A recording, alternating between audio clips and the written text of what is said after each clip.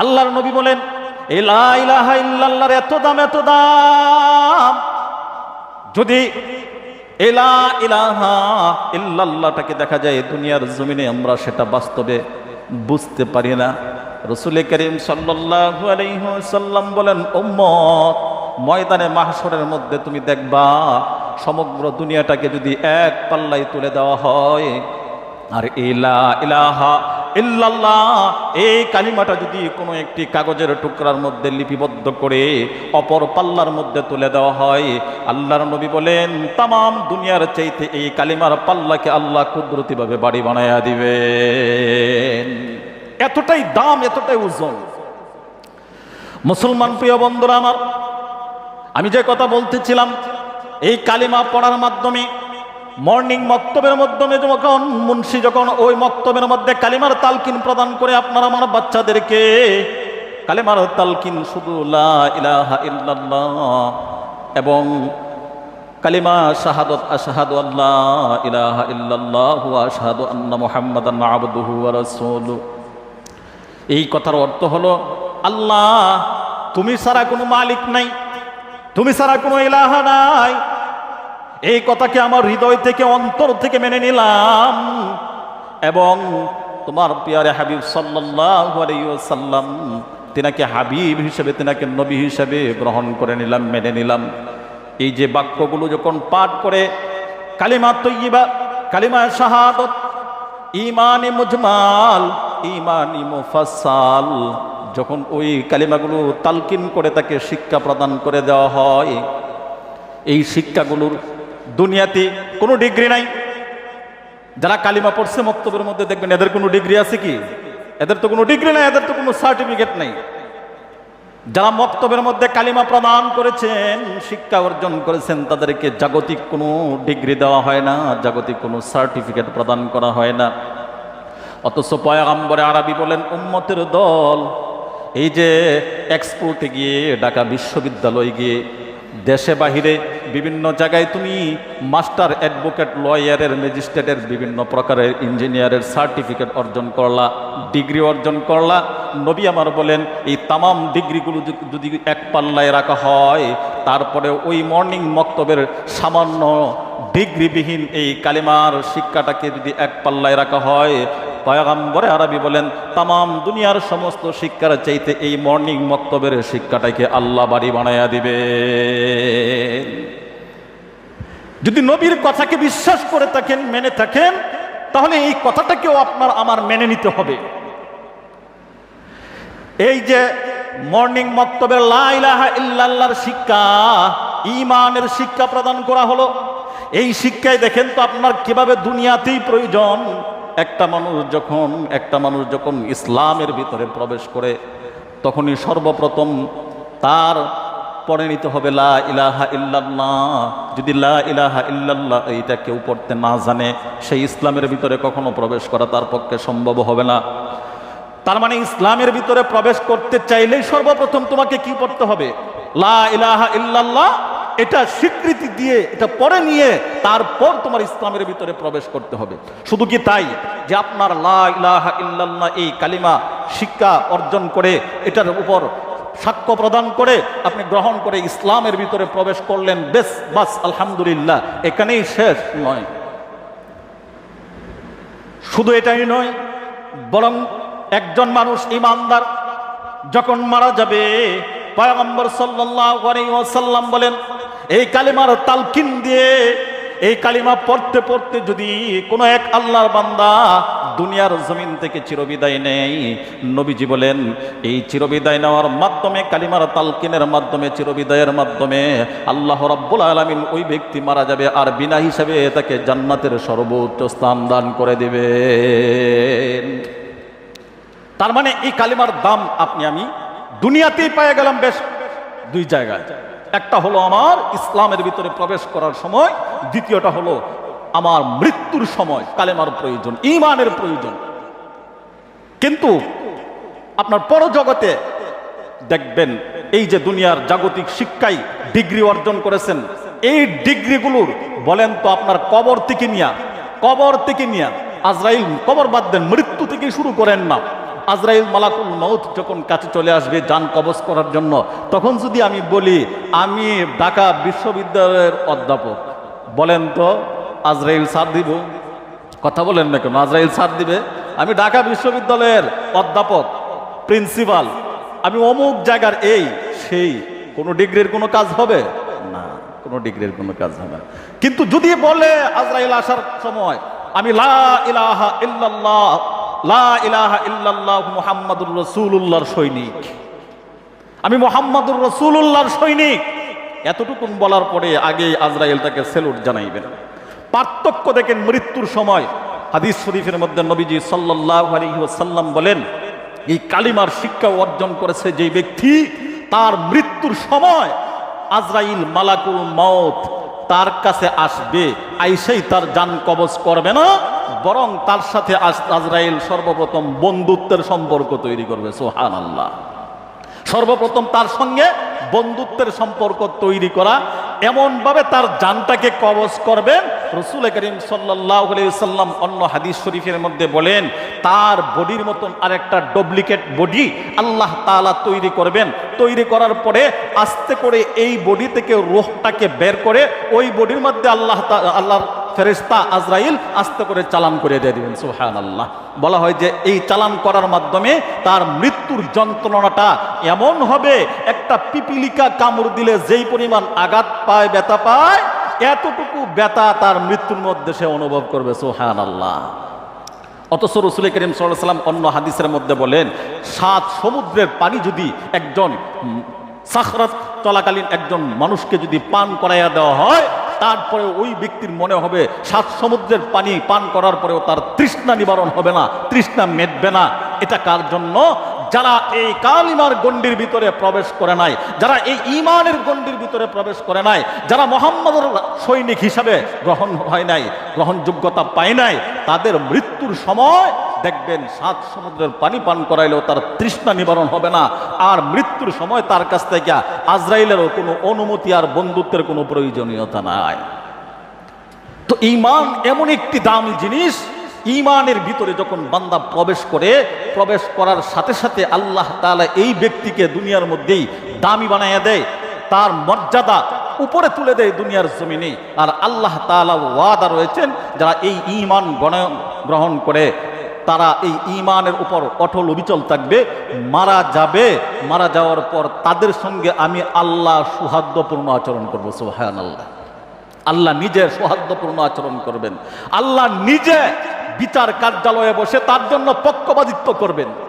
তাকে মাফ করে দেওয়ার জন্য আল্লাহ হাজারটা তালাশ করবেন রাস্তা, যে কিভাবে আমার বান্দার গুনাহগুলোকে মাফ করে দেওয়া যায়। ঈমান এমন একটি দামি বস্তু। ঈমান আনয়ন করলাম। ঈমান আমরা তো সাধারণত জানি, সাধারণত বুঝি যা যে ঈমান হুজুর আনলাম, লা ইলাহা ইল্লাল্লাহ তো পড়ছি, আর কি করতাম? আর কি আমাদের কোনো কাজ আছে? হ্যাঁ, আর কাজ আছে, বহু কাজ আছে আপনার আমার ঈমান আনয়ন করা। এটা তো আপনি ঈমান লা ইলাহা ইল্লাল্লাহ, আশহাদু আল্লা ইলাহা ইল্লাল্লাহ ওয়া আশহাদু আন্না মুহাম্মাদান আবদুহু ওয়া রাসূলুহু, আমানতু বিল্লাহি ওয়া মালাইকাতিহি, এই যে কালিমাগুলো আমি পড়লাম, এইগুলো পড়ার মাধ্যমে আমি ইসলামে ঢুকলাম মাত্র।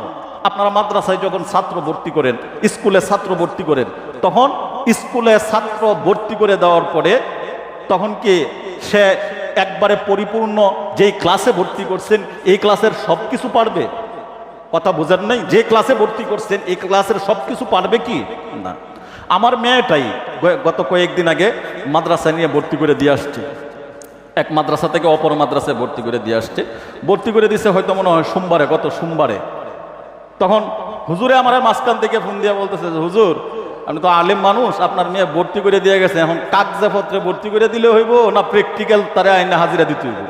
বুঝছি ভাই, প্র্যাকটিক্যালে দিতে হইব। তা আপনারটা তো ভর্তি হয়েছে মাত্র কাগজপত্রে, ভর্তি হয়েছে মাত্র কাগজপত্রে। এখন প্র্যাকটিক্যাল কি?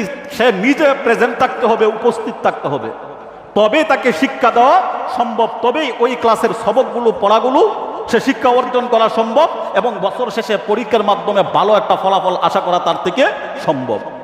ঠিক তেমনি ভাবে ইসলামের ভিতরে প্রবেশ করার জন্য রাস্তা হলো মাত্র লা ইলাহা ইল্লাল্লাহ, 4 কালিমার মাধ্যমে, লা ইলাহা ইল্লাল্লাহ মুহাম্মাদুর রাসূলুল্লাহ, আশহাদু আল্লা ইলাহা ইল্লাল্লাহ ওয়া আশহাদু আন্না মুহাম্মাদান আবদুহু ওয়া রাসূলুহু, ঈমানে মুজমাল, ঈমানে মুফাসসাল, এই কালিমাগুলো গ্রহণ করে, এই কালিমাগুলো পাঠদান করে, অন্তরের ভিতরে এই কালিমাগুলোর ইয়াকিন এবং বিশ্বাস নিয়ে, এই কালিমার উপর স্বীকারোক্তি দিয়ে আমি ইসলামের ভিতরে প্রবেশ করলাম।